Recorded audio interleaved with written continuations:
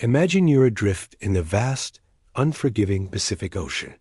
No land in sight, just an endless expanse of blue. For José Salvador Alvarenga, this wasn't a nightmare he could wake up from. It was his reality for 438 days. Today, we're diving into one of the most incredible survival stories ever told.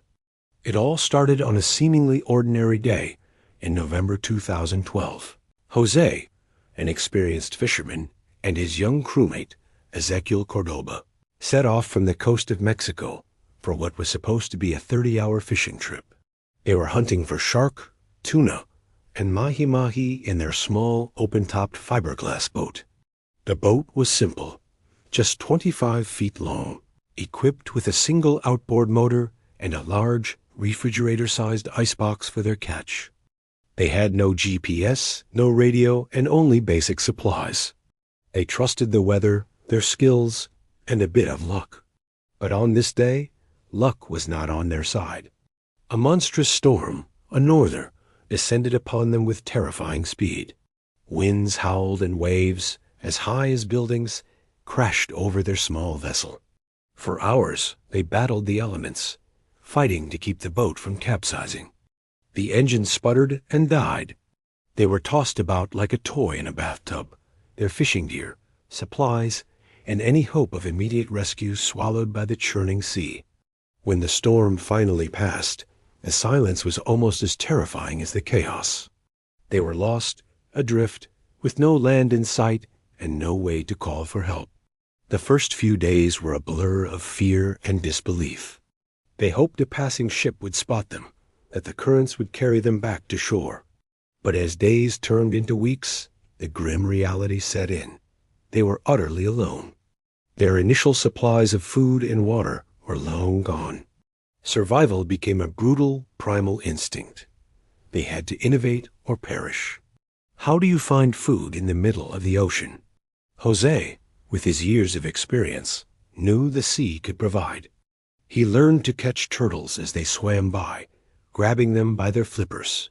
He'd snatch passing seabirds that landed on their boat, a desperate but necessary source of protein.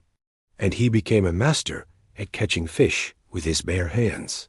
He would dangle his hands in the water, wiggling his fingers to mimic bait, and then, with lightning speed, snatch a fish that swam too close. They drank rainwater collected in empty plastic bottles, and when there was no rain, they were forced to drink turtle blood and even their own urine to stay hydrated. It was a grim, day-to-day battle for existence. The psychological toll was immense. They fought to keep their spirits up, talking about their families, their favorite foods, and a life they prayed they would return to.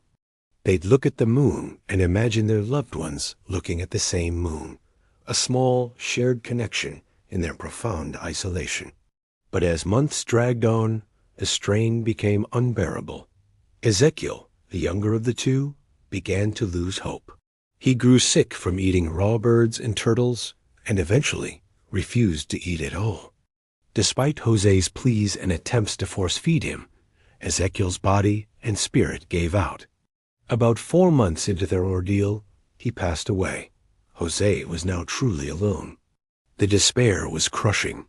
He kept Ezequiel's body on the boat for 6 days, talking to him, unable to accept the loss. Finally, summoning an unimaginable strength, he said his goodbyes and let his friend's body slip into the ocean.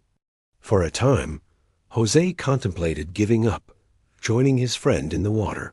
But the promise he made to Ezequiel, that one of them would make it back to tell their story, and the thought of his own family, especially his daughter Fatima, kept him going. He had to survive, for them. He fell into a routine, a rhythm dictated by the sun and the sea. He marked the passing of time by the cycles of the moon. He spoke to the moon, the sun, and the sea, his only companions. He developed a rich inner life, replaying memories, imagining elaborate feasts, and praying constantly. His faith became his anchor. He wasn't just surviving physically. He was fighting a mental war against madness and despair. His hair and beard grew long and matted. His skin was burned by the sun and corroded by salt. He was a shadow of his former self, but his will to live burned brighter than ever. His journey was a tour of the ocean's wonders and terrors. He saw sharks circling his boat, their fins slicing through the water. He witnessed glowing jellyfish illuminating the night. He saw whales breaching majestically. The ocean was both his prison and his lifeline, a source of constant danger and miraculous sustenance. He endured more storms, scorching heat, and the agonizing loneliness that gnaws at the soul. He counted 14 full moons. Then, after 438 days, it happened. He saw something on the horizon. It wasn't a hallucination. It was green, trees, land. He had drifted over 6,700 miles across the Pacific Ocean. With the last of his strength, he paddled towards it. His boat crashed onto a reef, and he crawled ashore, weak and emaciated, onto a remote atoll in the Marshall Islands. He had made it. He was alive. The islanders who found him were stunned. Here was a man who looked like a wild castaway, speaking only Spanish. They gave him food and water, and eventually the authorities were contacted. The world was captivated by his story. Many were skeptical. Could anyone truly survive for so long under such conditions? But as experts and researchers examined his boat, his health, and his detailed account, the evidence mounted. The currents, the timeline, the physiological details, it all checked out. It was true. José Salvador Alvarenga's story is a profound testament to human resilience, ingenuity, and the unyielding power of the will to live. It shows us that even in the most hopeless of circumstances, the human spirit can endure. It's a reminder to never give up, to hold on to hope, and to find strength in the memory of those we love. Thank you so much for joining me on this incredible journey today. If you were moved by this story of survival, please hit that like button and consider subscribing for more amazing tales of human endurance.